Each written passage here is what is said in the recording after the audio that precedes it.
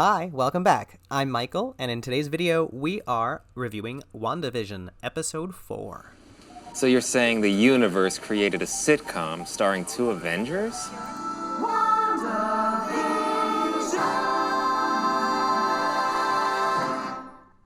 This is a spoiler warning, now and going forward, whether it's related to predictions or actual plot details and such. You have been warned. Okay, so predictions going into this episode and forward are, I think a majority of this episode, if not, about half-ish or more, is probably going to spend its time outside the reality now, since it has casted us out with Monica at the end of the last episode. I think we're going to spend a little bit more time on the outside learning about what's going on. And second prediction, I guess it's along with the first, is we're probably going to get the rest of the characters that they showed us, like Jimmy Woo. We're probably going to see him, and yeah.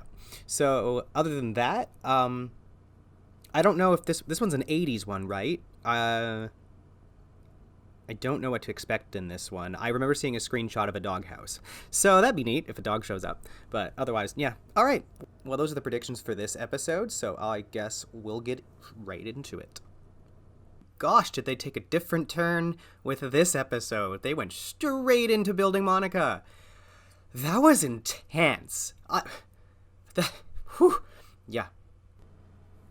It's fascinating to get this kind of different perspective on what happens during the blip. They've treated it rather lightly up until this point, and in a situation like this, it really could be pretty chaotic when you're in a functioning facility and then it all of a sudden is full of a whole bunch of people. What happens when somebody rematerializes in the exact same space somebody else currently is? Do they just knock each other over like what happens here to Monica, or what? And that guy took a really hard fall, too, so... Oh, and I think thoughts on the whole opening sequence and Monica's story could probably be its own video. It feels completely separate from this story overall. I'm also going to mention, so far, that all those sequences took place, like, before the events of WandaVision, to my understanding, and now we're showing Monica walk into the Sword headquarters, so now my understanding is that this is... Well, I don't know when this is now, so I'm... Right, okay, so 3 weeks post-blip. Now that's interesting. I didn't catch that guy's name. I was going to look it up, but it steered me away from that real quick by showing me Maria Photon Rambeau. At least one person put it in my head that Hayward could be a villain, and others setting him up to be one, and I'm sorry if that ruined it for you, but I'm going to be keeping an eye on him and his behavior, because I just don't trust acting director Tyler Hayward. This little hallway scene where they're talking to each other, and Monica is being set up very well there. Nice exposition, writers. In the span of not really that long, they've managed to make us care a lot about Monica. That was well done. So we follow Monica to the edge of Westview, and she gets to meet Jimmy Woo. So listening to the way that Jimmy's talking about this missing person, I glossed over it twice already, but he's saying that, like, this person is still missing on top of this whole extra wrinkle that he ran across. So, like, whoever this person is, they're still gone. Who do you think this person is? Do we even know who this person could be? And then there's this drone that Monica happens to take out to try and investigate the barrier, and it gets lost inside, which clearly ends up being the little helicopter that Wanda finds. Wow, okay, so Monica got sucked in, and she didn't intentionally try to. That's fascinating. We depart from that scene, and it says 24 hours later, and then we catch up with the reintroduction of Darcy Lewis, who is now a doctor, and just as quippy as ever. Meow meow? So with some scientific know-how, Darcy manages to tap into the frequency because of the longer waves that are superimposed over the cosmic radiation. So good for her. And we have sitcom. Confirmed scene reuse. It was her. It was her watching the thing. Okay. Some people have mentioned that. I didn't think it was her specifically, but that was good. Wow, okay, so the illustration of what's going on the outside is really fascinating because they seem to be kind of exploring it the exact same way we are. Like, Woo's asking about the hexagonal shape. We're obsessed with the hexagons! Okay, so they just saw Monica for the first time inside, and it's during a sequence that we don't really get to see. It's part of the 70s intro. But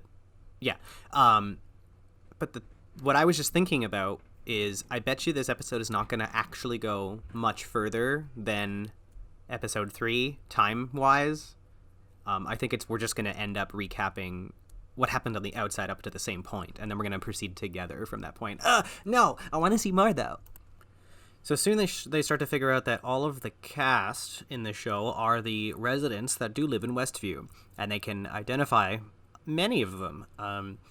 But, of course, they have a write-up on Agnes, but no ID. And another character that they don't have is Dottie.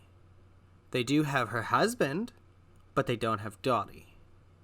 So something to think about. So there's a moment here where they're talking through the radio, and then a SWORD agent comes out and shows them the photo of the red helicopter, and they said, oh, this aired 2 minutes ago. But that helicopter drone was sent in by Monica ages ago, like a day and a half ago or so.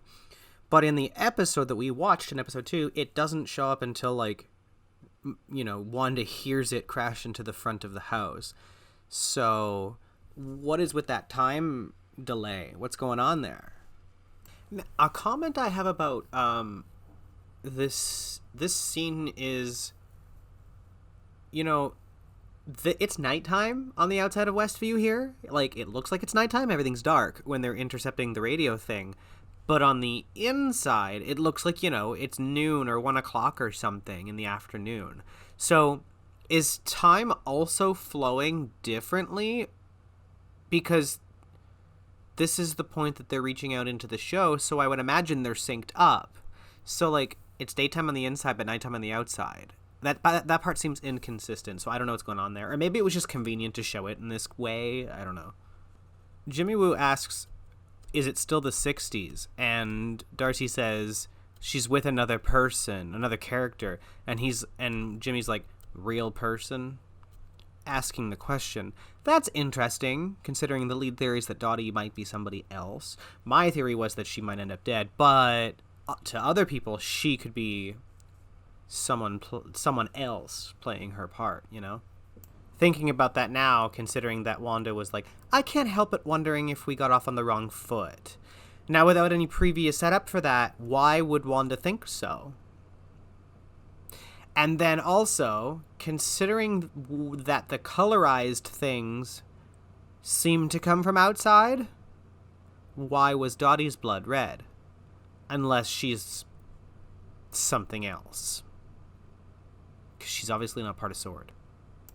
I find it interesting that Darcy overlooks the Hydra commercial. She doesn't really notice the commercial at all, even though it shows up for her. Watching Agent Franklin, Mr. Beekeeper Boy, crawl through the sewers here, I noticed that there's 2 barriers that he passed through. He passes through the TV static one, and then there's a red hex manipulation that changes his appearance.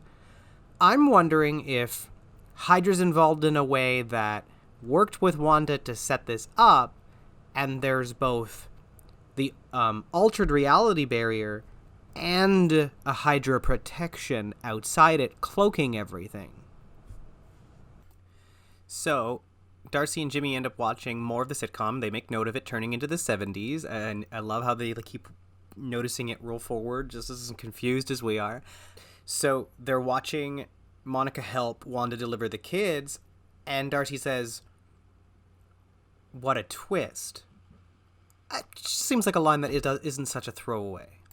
And then they see that the end of the episode includes Monica sort of disappearing. It cuts and ends the episode.